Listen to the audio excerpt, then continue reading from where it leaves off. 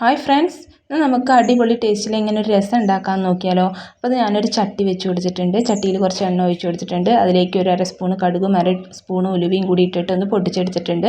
ഇനി നമുക്ക് 1/2 സ്പൂൺ നല്ല ജീരകവും 1/2 സ്പൂൺ പെരിഞ്ജീരകവും കൂടി പൊടിച്ചതും കൂടി ഞാൻ അതിലേക്ക് ഇട്ട് കൊടുത്തിട്ടുണ്ട്. പിന്നെ ഒരു 10 വെളുത്തുള്ളിയും പിന്നെ 5-6 ചെറിയ ഉള്ളിയും പിന്നെ ഒരു ചെറിയ കഷ്ണം ഇഞ്ചിയും കൂടി ഒന്ന് ചതച്ചിട്ടിട്ട് ഒന്ന് വഴറ്റിയെടുക്കുന്നുണ്ട് കേട്ടോ. അത് കഴിഞ്ഞിട്ട് ഒരു തക്കാളിയാണ്, അത് ചെറുതായി മുറിച്ചതും കൂടി ഇട്ട് കൊടുത്തിട്ട് ഒന്ന് വഴറ്റി കൊടുക്കുന്നുണ്ട്. അതൊന്ന് വഴണ്ടി വന്നു കഴിഞ്ഞാൽ നമുക്ക് പച്ചമുളകും കൂടി ഇട്ട് കൊടുക്കാം കേട്ടോ. അപ്പോൾ അതിൻ്റെ ആ പച്ചമണവും എല്ലാം ഒന്ന് മാറി വന്നു കഴിഞ്ഞാൽ നമുക്കിനി പുളിവെള്ളം ഒഴിച്ച് കൊടുക്കാം കേട്ടോ. അപ്പോൾ അത് നന്നായിട്ടൊന്ന് വഴണ്ടി വരട്ടെ. അപ്പോൾ നമ്മുടെ ചാനൽ ആദ്യമായിട്ട് കാണുന്നവരുണ്ടെങ്കിൽ ഒന്ന് സബ്സ്ക്രൈബ് ചെയ്യാൻ മറക്കരുത് കേട്ടോ. വീഡിയോ ഇഷ്ടപ്പെട്ട ലൈക്ക് അടിക്കാനും മറക്കരുത്. പിന്നെ ഇതാ നമുക്ക് ആവശ്യത്തിനുള്ള പുളിവെള്ളം കൂടി നമ്മൾ ഒഴിച്ച് കൊടുത്തിട്ടുണ്ട് കേട്ടോ. ഇനി നമുക്കതിലേക്ക് പൊടികൾ ചേർത്ത് കൊടുക്കാം. അപ്പോൾ ഞാനിതൊരു 1/4 സ്പൂൺ മഞ്ഞൾപ്പൊടി ഇട്ട് കൊടുത്തിട്ടുണ്ട്. ഒരു 1/2 സ്പൂൺ മുളക് പൊടി ഇട്ട് കൊടുക്കുന്നുണ്ട്.